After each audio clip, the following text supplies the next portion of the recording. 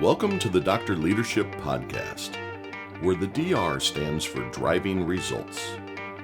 Our focus is weekly conversations around life and business relationships and the important leadership qualities for both.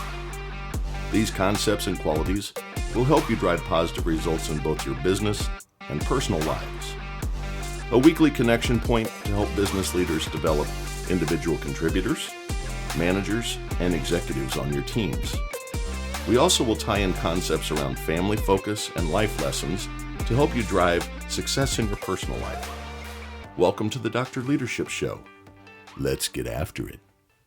Welcome, everybody. It's the Dr. Leadership Podcast. The doctor is in. Hope you're having an awesome day, having an awesome weekend myself.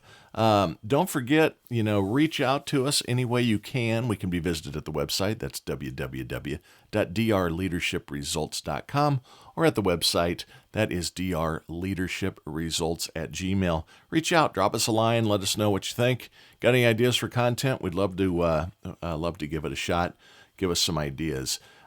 Following up on, last week's episode was all about recognition and how powerful it is.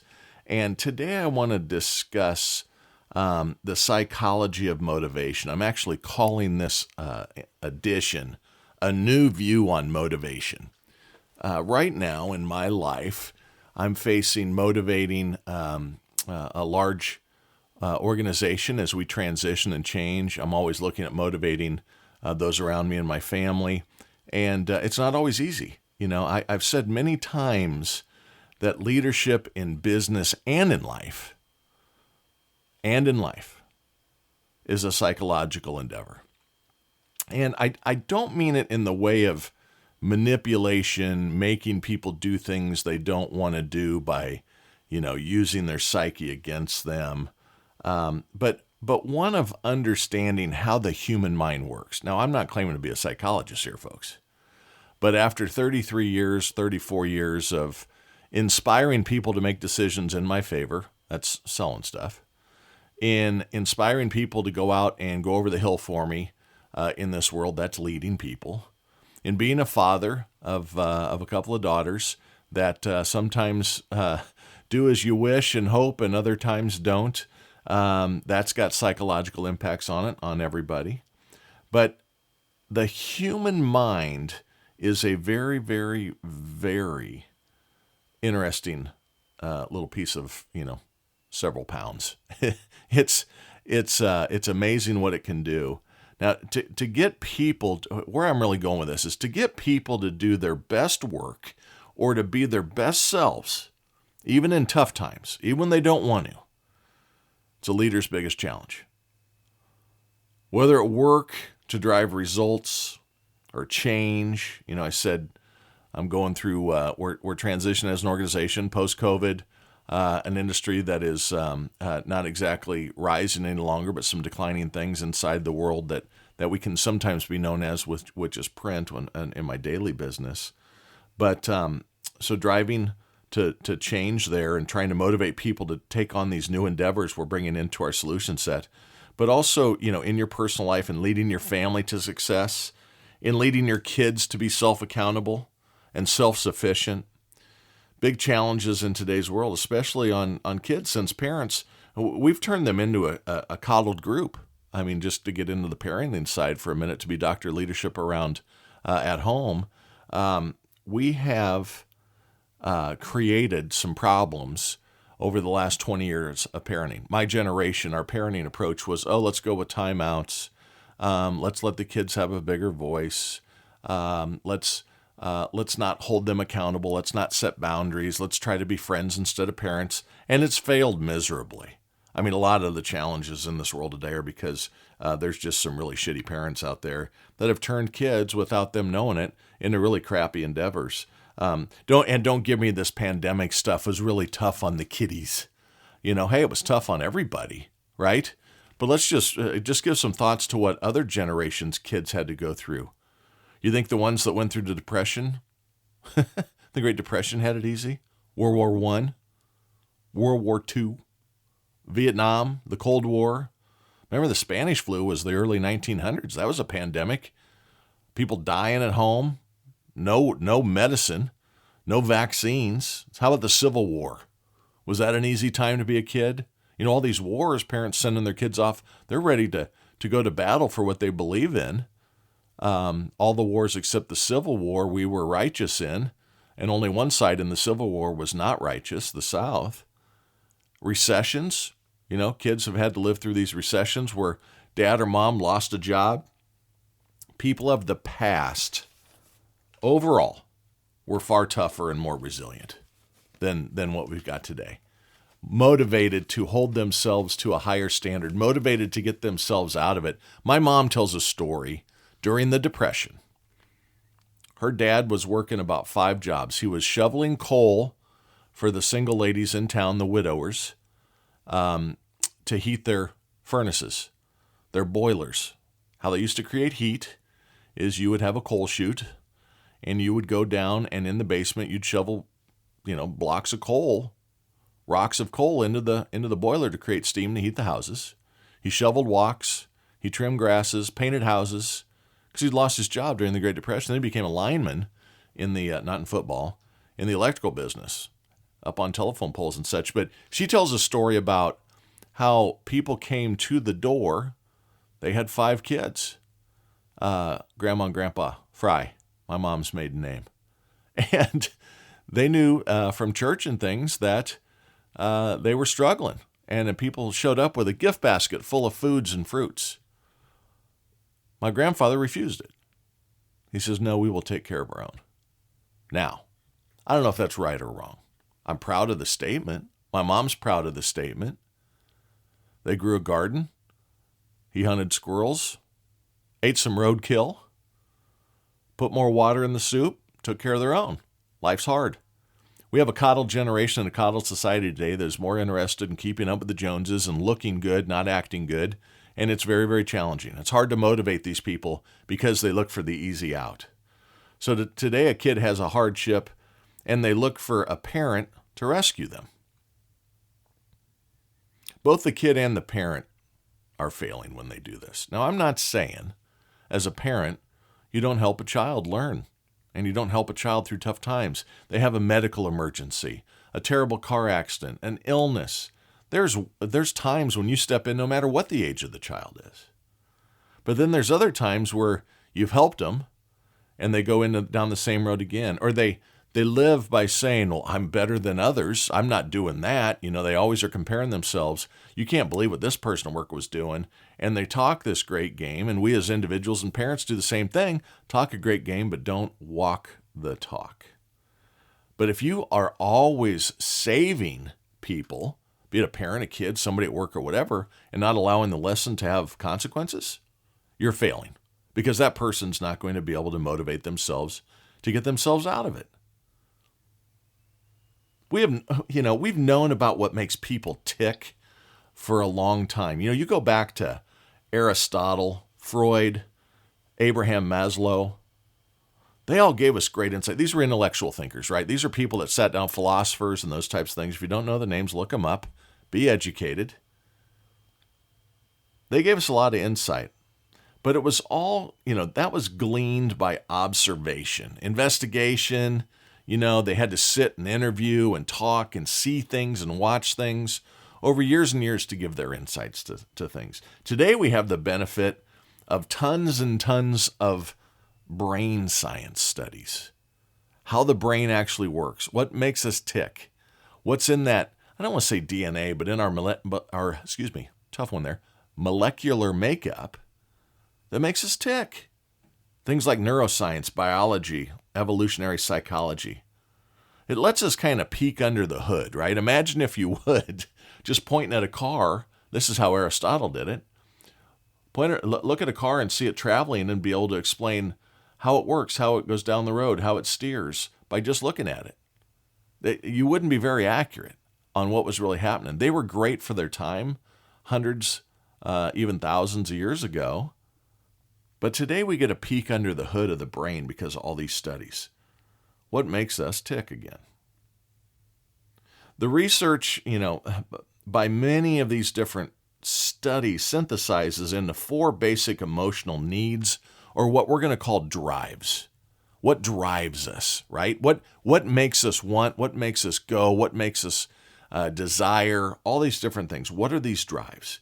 And where I kind of got some of this stuff to think about was from a 2002 book called Driven, How Human Nature Shapes Our Choices. I talk all the time about we make choices and choices make us. So these all kind of tie together. Coming off the recognition piece for the great trip down to Costa Rica with my company, talking about how great recognition, how important it is, ties this thing on what makes people want to strive for that recognition, right? Now, this book was written by Paul Lawrence and Nitin Nohria. I think that's right. There's an H in there. I hope it's silent. Nohria. They let us know that these 4 drives are the following. The first one they talk about is a drive to acquire, and this is really about obtaining, goes back caveman eras, obtain scarce goods, food and survival. Even intangibles like social status come into this today. So the drive to get things is a big drive in the human psyche. The second drive the book talks about is the drive to bond. Now, this is how you form connections with people and groups. It's the relationship side. I've talked many times about how we're a being that requires and desires and needs relationships. So the second drive, you got the first one, which is acquire stuff, even recognition, and that's where the recognition piece comes in, and I'll get to that in a little bit.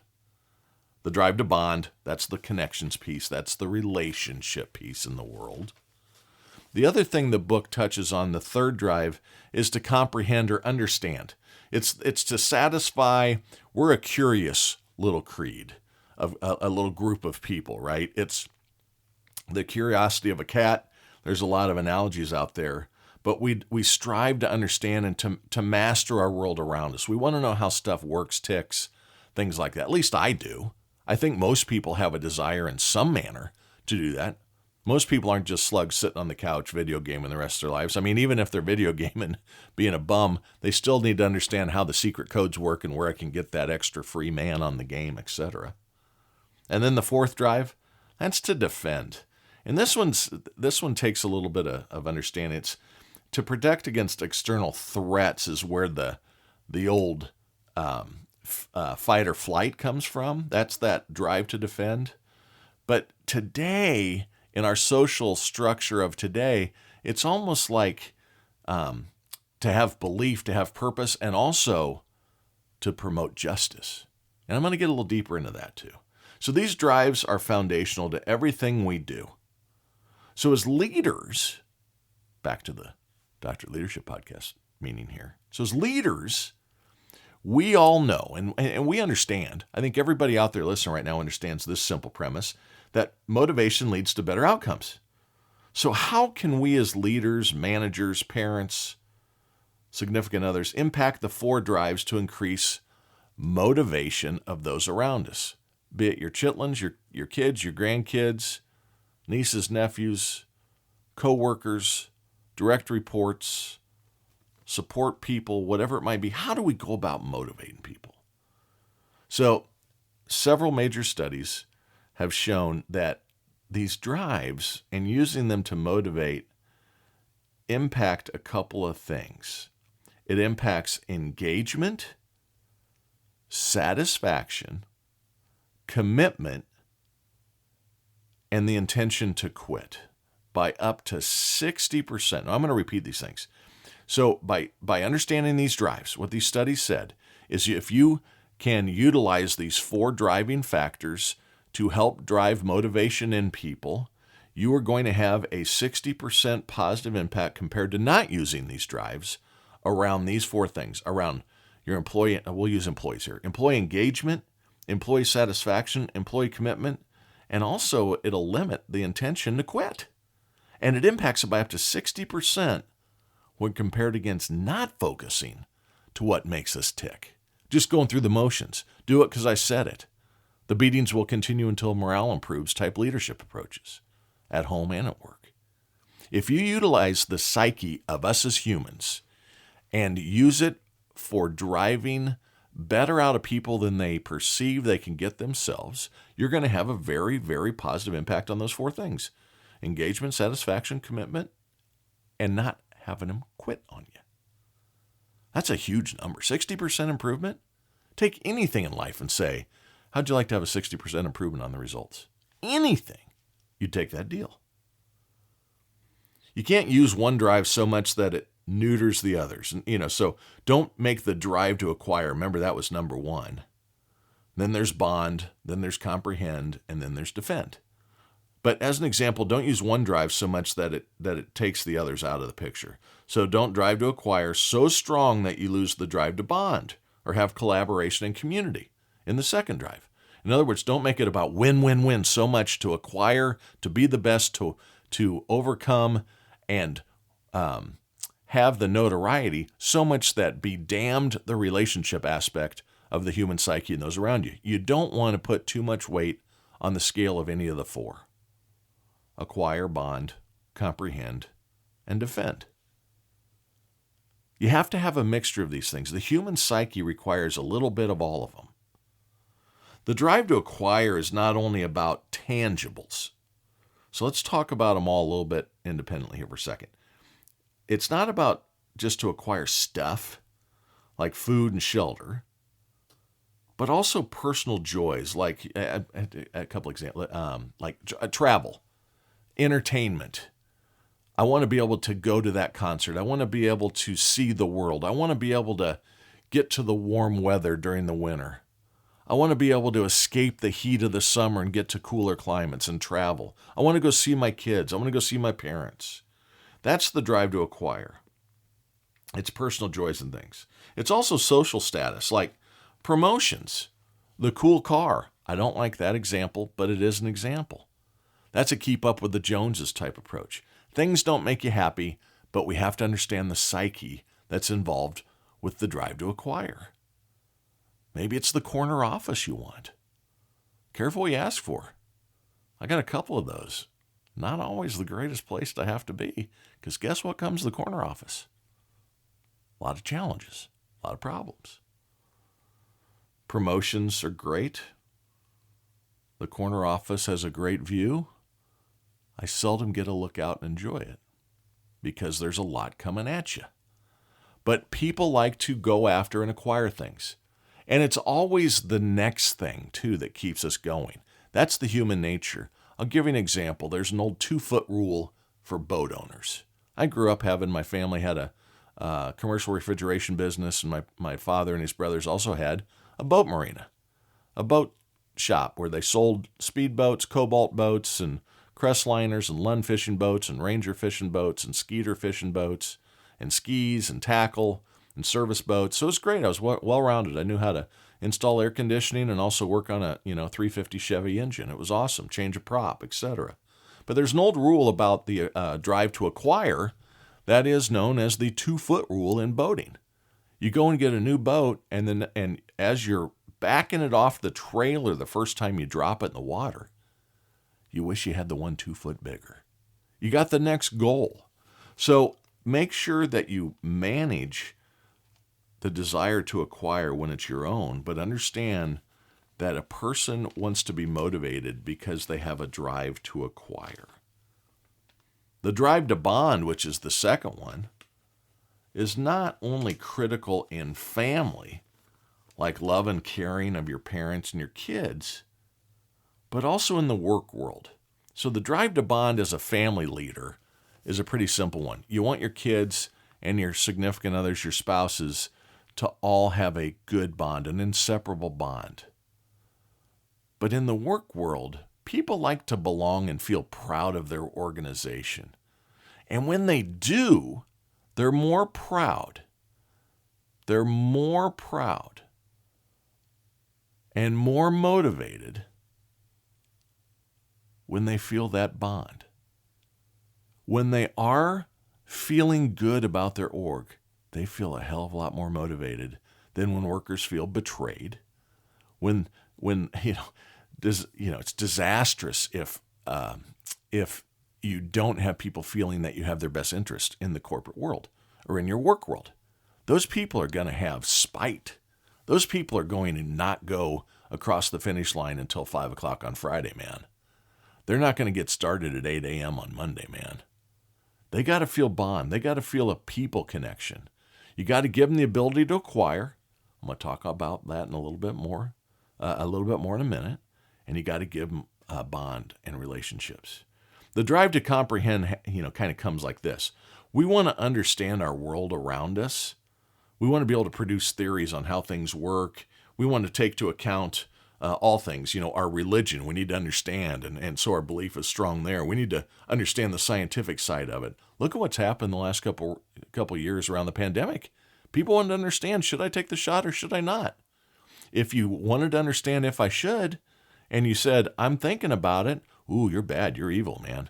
Science denier. Well, now the science says that, maybe they didn't work all that good. Maybe it all wasn't for not on that side of it. I'm not saying yay or nay to them, but I'm just saying we all search and want to understand. Some of us are sheep. I'm not, but some people are sheep and just follow what they're told. Remember the great words of Ronald Reagan, I'm from the government and I'm here to help. The 9 scariest words in the world. I'm from the government and I'm here to help. Count them, 9 words, scary. I don't necessarily want to follow all the things that the government says is perfect for us. I want the scientific data to be out there. That's my drive to comprehend. We need to make sense. Employees are motivated by jobs that challenge them and are demoralized by, monotonous or dead-end jobs. They need to see the purpose. So they want to comprehend the mission. They want to understand the why that you are asking them to do this, why the company's going in that direction. And if they do, the buy-in happens, the psyche takes hold, and better outcomes are produced. The last drive, which is to defend, naturally, it comes to us like this. We want to defend our stuff and our loved ones. We want to defend our beliefs, our ideas. It goes way back. This is very, very foundational. I said it earlier, to the fight or flight response. We aren't as simple here as the animals. The animals get shooed. Look at a deer, poof, gone in an instant. Look at a cat, poof, gone in an instant. We're not as simple. We don't want to defend just for threats, but we want our actions to be, air quotes, just. Goes back to the justice piece I touched on earlier. Told you I'd come back to that. For the good of all. If not, then you get some resentment going on, right? It can come into play. Big change puts fear in us here. Mergers drive to defend comes into play more. When mergers are going on, acquisitions are going on, transformational conversation, new leadership comes in, they want to make it their world, not the world as it was before. There's a new leader because we need to change. I'll tell you this about change.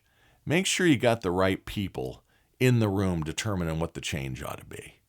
As an example, don't have people that aren't engaged with customers and collaborating at the engagement level with the customer, making decisions on how do we need to engage with the customer. It's insanity. You don't ask a podiatrist about brain surgery. You don't ask a copier guy about engine repair. Mergers and things that are changing drive this defend mechanism a lot more. Well, I believe it's this way, and I don't want to change. So you got to be careful with the psyche here. So how do you get these drives at work or at home, as a leader here I'm talking now, in either one of those aspects, how do you get these areas how do you use these areas that I just reviewed to help impact them? So let's talk about drive to acquire. It requires you to have a good reward system. This goes back to, I said I'd tie it into the recognition thing from last week. This is how it ties in. I have my moments. It requires you to have a good one. Good behavior or results, outcomes, comes with rewards. This is a simple one. Reward good behaviors and bad or unwanted actions lead to less or no rewards. This gives the best of people the opportunity to advance. It gives the best people to move up in the org. It gives the best people the chance to earn greater rewards. This is sometimes called the merit system. which is the only good system out there. You don't give somebody something just because of some demographic or box they check. You need to give people opportunities, and you need to give them the ability to acquire based off good decision making, based off of merit, based off of hard work, and every single individual in the world can acquire based on this system equally. Hard work leads to better results. Otherwise, you're lowering the bar to the lowest common denominator, and we dumb down our society. You got to make sure that the rewards are for good things, not for everybody. Otherwise, you will not improve. Period. The drive to bond, that equals culture. This is a big one. I've done, I bet, 7 or 8 episodes out of the first, we're approaching our 50th episode. I think this is number 48. I'll talk about it when it's 50. Can't believe it. But the drive to bond equals your culture. Talked about a bunch. Get the culture right. Promote teamwork. As a family, be in it together. Let the kids know the why. So if you have a solid culture, one of openness and friendliness, you're going to be more successful than not. You're going to motivate people more than if you have a closed-minded, only the parents talk about the why, and you demand things to be done versus motivate things to be done. The other thing about being a parent is don't reward and treat as if bad decisions that were made don't have some complication on future decisions that way. If people keep making this, if a child keeps making the same mistake, you have to put up a stronger barrier so they understand that you're not going to put up with that. Whatever it is. The drive to comprehend is best met by creating jobs and interactions that are meaningful and challenging. People, to see the mission, they want to be challenged, but they want it to be meaningful. They want it to be something that shows that greater good too, right? And then finally, the drive to defend comes via good performance management and resource allocation processes. And I wrote that down. You can tell I read that one. But fair, transparent, and trustworthy performance management, where good behavior needs to be loudly praised. Be obnoxious about good things. Make sure, we just did a recognition call last week, hour long. We went through probably 10 or 12 great wins in our first quarter. Our fiscal year starts April 1. So at the end of June, takes July to clean the records up. August, we promote what happened in Q1. We called out everybody that was over 100%. We were high-fiving on the phone and calling out loudly great results. Now, not just the number, but how they got the number was praised. Great collaboration, selling the right things that are helping drive the transformation for the company, etc. Same thing with your kiddies. Make sure that when it's good stuff, you high five, even when it's not around good things. Tell them the truth, even when it's hard. Admitting when they've done wrong. Those are good things too. Praise those. Call out when it's BS. When you're talking a good game, but you aren't playing a good game. You aren't doing what you're saying. Call that out too. This is all great to enhance the community or the village. Calling out bad behavior is good for the village. If the kids are acting out in the neighborhood and their parents aren't around, step in and parent. Say, listen, that's not acceptable here. Stop doing that. Take care of your own first, but also be a village and be a community and help each other out. This is all about motivation. This is about how do you use the human psyche, right? Remember, it's acquire, bond, comprehend, and defend. Those are the base psychological things that make everybody tick. If you as a leader can capture that in your mind and utilize your communication, your reward systems, your recognition, what you want the job to be, to tell the why on why your organization is doing that, and also at home, you're going to have better results here. Up to 60% better, it says, if you understand the psyche. You can get people beyond what they think they are capable of themselves if you understand what makes them tick. The one thing I understand about everybody listening out there is this. You're awesome. Keep that shit up. Talk next week.